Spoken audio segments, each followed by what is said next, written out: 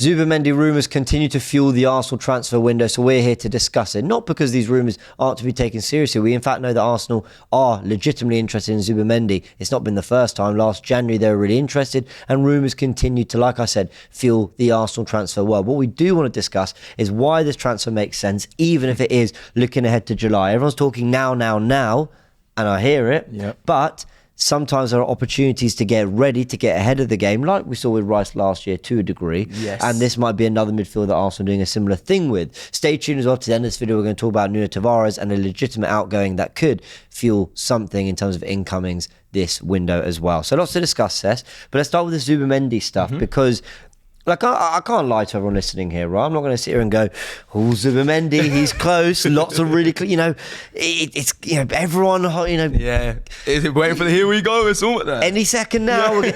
It's not like that. But what I do think is sometimes you can read in between the lines of transfers. When there's a player that's come up again and again and again, and now we're getting, reports from Diaria, I hope I pronounced that right. I pronounced it terribly. Let's call them AS in Spain. Better than what I would have said. Well, as far as saying that Arsenal are willing to pay the release clause to get Zubimendi done and ready for the summer, and they're sort of showing their willingness and they're moving ahead with contract stuff. How reliable, whatever, I'll let you all debate that. But I am inclined to believe that this is a player Arsenal are really trying to get sorted for the summer and are moving early on getting it done. I believe so too, James. I think we've seen from Arsenal that they like to go back to players that they've visited before, and we know David Raya. Yeah, we go through them all. There's a lot of players. Who else? David Raya was definitely a target before. Kai Havertz, you could argue 3 years ago. Jorginho was. Yeah, that's true. Yeah. That's a Mudryk incoming, yeah? Oh my days.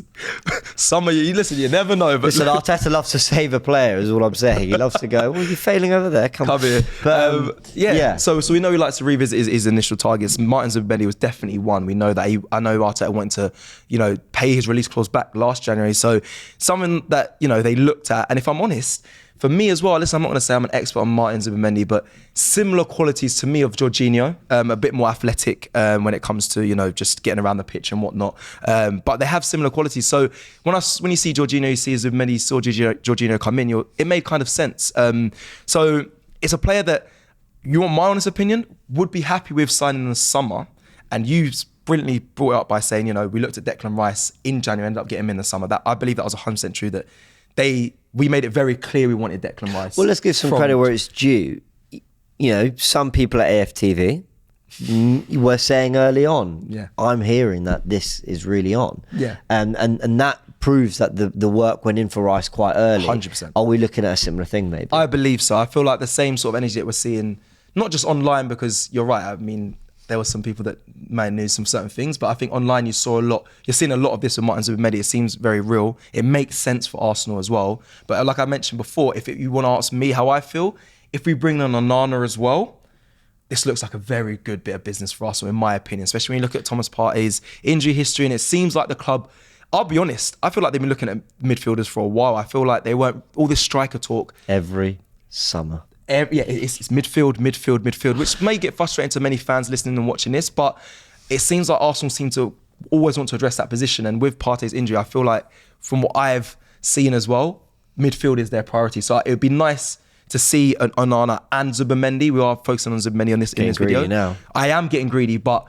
I believe that really bolsters that midfield and it's replacing what's kind of leaving it. It seems like Jorginho's probably going to be on his way out. I know we extended his contract, but it's probably time to move on when it comes to the summertime. And then Partey, we know about his injury history. I love Partey. Phenomenal player, does so well for us when he's fit and available.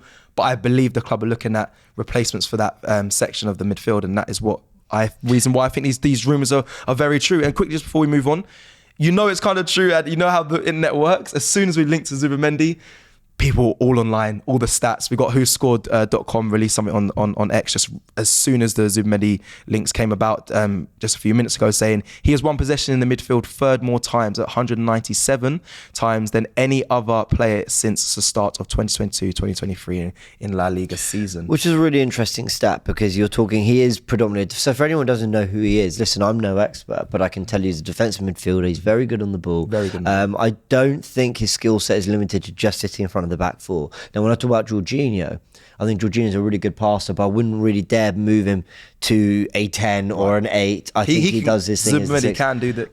Zubimendi strikes me as someone who maybe can play in sort of a broader role of midfield. But as a 6, you know, I would attach the term or the role deep lying playmaker to him. But like you said here, he's won possession in the midfield third more times than any other player since the start of last season, so he does sweep up and do his job there. In terms of other things to know about the player, look, he's a good age, he's young, but he's not 18, 19 young. I think he's around 23. I think he might be. Been playing for Sociedad for a while, and like we said a year ago, these links and rumours, you know, were there, that Arsenal were kind of really considering making a move. There's a release clause there of just over £50 million, I believe, 60 million euros, I think it is. Yeah. That is something Arsenal could activate. But again, it's about finding the right time, because he is pretty loyal to his club. When he started the season, wants to finish it off. And that's a big part why we couldn't really get that deal done last January, according to reports. So let's try and understand the situation around it, because Arsenal fans, I know, are watching this video, throwing things at the screen going, talk about now. We need players now. And I totally hear it. I totally hear it. You are going to keep, and it's not really Kai Havertz's fault, but you're going to keep hearing, when £65 million went there, you're going to keep hearing, okay, well, that could have been the release clause and more, you know, if we'd done our business a little bit better then. So you kind of ask questions about previous midfield signings. What does it mean for the likes of Vieira, Smith Rowe, Lokonga, all these other players that we've actually spent money on in midfield, not Smith Rowe, to be fair. But the other players I want to ask you about are Jorginho, Rice and Partey, because Zubimendi, if he can play as an 8, great, then fantastic. That kind of answers a problem. If he's seen as a 6, that redefines probably Rice's future role. And it also makes you wonder about Jorginho and Partey's positions in this squad, because you mentioned Onana. Okay, well, Jorginho, Partey out, Onana, Zubimendi in. That sounds like a really great replenishing of the stock. However, I think you're then talking about 100 million out for maybe, if you're lucky, 35 million in, if you're lucky. And Partey's injury problems would have only driven that price down even further. I didn't think what's it mean? What does it mean for the future and the makeup of our midfield? Well, like I mentioned before, I'm a fan who wants Zubimendi and Onana. You amazingly highlighted obviously the price of the cost of both of those, what it could look like and what we could be getting, what we could be pushing out. So you are making a loss, which again, you go back to the management then and say, well, look at all the other midfielders you've brought in, and you start to question certain things. But it does seem, for me, it seems like that's what they're trying to do, is look at Jorginho, look at Partey and say, okay, we need to replace these. And these are the options we have. And it seems like a like for like. But then again, you make a loss in it. For me, I don't care at this stage, but I know if it affects other signings, I will care. Because you mentioned about fans and people watching this will be very angry at why we're not talking about now. I think many of the people watching, listening, will be thinking they'll be annoyed at the fact that we're going for more midfielders. I think that's the overarching feeling from the fan base that we'll probably get from this. Why are we not looking at a striker? Why is that not priority right now, especially for the summer? Why are we not lining up a summer move for a striker? But for me, James, for the other midfielders, I think you're right. Zubimendi's a 6, in my opinion. He can play. I've seen him get forward. I've seen him score goals. He is more athletic as well than Jorginho. He probably has the capabilities to do it, but I see him more of a 6, especially for Arsenal. You're right. What does that mean for Declan Rice? I think Arteta's original thought or dream for Rice would be to play in a more box-to-box role, in my opinion. I think that he'd want to allow Rice to have a bit more freedom, and obviously with an Odegaard potentially next to him. So that might be the future of it. If Onana comes in, Onana might be the 6, Zubimendi might be the Jorginho in the rotation and not be a mainstay. I don't know the feeling behind that, but I do know that an Onana, Rice and Martin Odegaard sounds phenomenal in the midfield. So that's what I would like to see. Whether it will happen or not, I don't know, but we need to make the funds for that midfield plus other signings come the summer. Well, I think the idea is that come this summer, there will be more flexibility on signings that aren't so dependent on outgoings. What we are seeing, though, this January is that it's totally outgoings dependent. Yeah. And this latest from Fabrizio Romano say that he understands that Marseille are still trying to sign Nuno Tavares. Arsenal are 100% open to selling him on a permanent transfer, but the deal depends on Nottingham Forest because they insist to keep Nuno until June and there is no recall clause. So we let Tavares go on loan to Forest. There is a buyer now in Marseille. You know, I don't quite know how this works officially from a financial FFP situation, but I'm inclined to believe that you don't get 10 million in to spend 10 million out. I do think if you say sold him for 10 million Tavares, that actually does give you a little bit more flexibility to spend a bit more than what you brought in because of the way you divide those payments over the length of a contract. Now, what's interesting about this is it's all depending on Forest. If Forest let Tavares go and they say, all right, you know, we've got Olaina, they've got someone else as well, I think, at left back. You know, could they say, listen, it's not really worked, we're paying your wages, we get to save money on that, you go back to Arsenal do the deal they want to do. And then the update from Sami Mokbel, which of course would have been covered on Transfer Daily, is that there is good news that Jurien Timber could be back as well. And while Arsenal were offered Karim Benzema, they have considered moving for a versatile defender before next week's deadline and remain open to doing so, or his exact terms. So, you know, are Arsenal maybe thinking this is an opportunity for 10 million out for a 20 million pound defender in the door? You've bolstered your squad a little bit. Timber could return. Tomiyasu when he's back from the Asia Cup. And suddenly the squad does look a little beefed up. Even if it's not much better from where we're in going at the beginning of January, certainly an extra body, if it's quality you believe in, can do something. 100%. And just, it's probably going to frustrate again Arsenal fans, but we were linked, I believe, to a fullback. Robbie spoke about it in Transfer Daily early on in the window. I think that might be coming to fruition through the Nuno Tavares news as well, because of course it is down to Nottingham Forest, of course, because he's obviously on loan with them at the moment. But I think Arsenal will be trying to drive more than 10 million to get him to Marseille. And the reason why I say that, remember, Nuno Tavares went on loan to Marseille. Well, how much would you get for him? Listen, I'm not saying he's a 15, 20 million pound player. I'm not saying that. But he went on loan to Marseille, scored 6 goals, by the way. Yeah. And listen, I know when he first went over, was flying. I think that flatters to deceive. I don't know if he was even that good out there. No, towards the end, I think it tailed off. But I know when he went over there at the beginning, I know Marseille and then the fans, and I know they really liked what they were seeing of Nuno Tavares.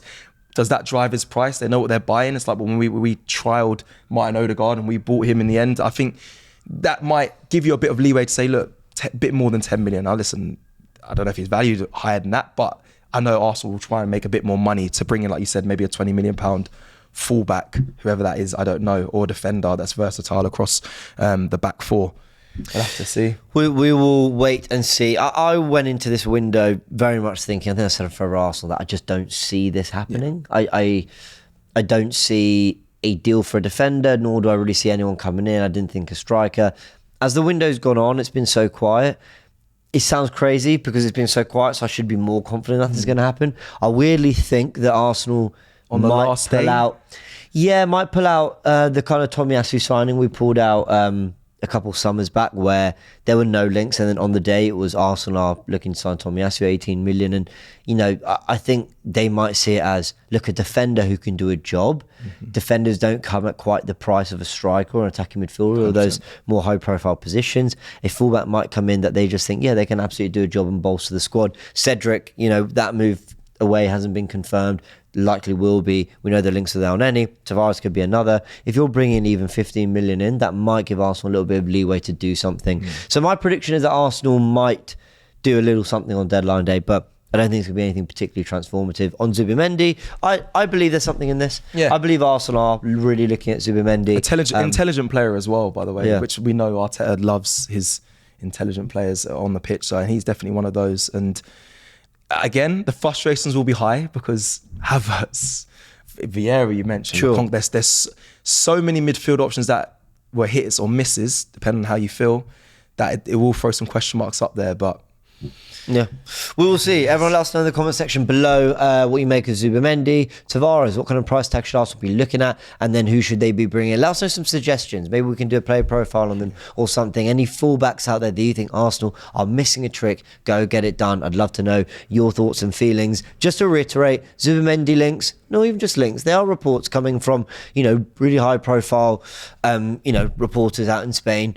There is something in this Zubimendi thing. We know that from last year as well. Will Arsenal follow it up into the summer, because a January deal is looking extremely unlikely? Let us know your thoughts in the comment section below. Like and subscribe to AFTV, and go check out all the other content from Tactical Insight, Bias, Forever Arsenal, and of course all the transfer dailies that are out on the channel as well. Catch you all in a bit.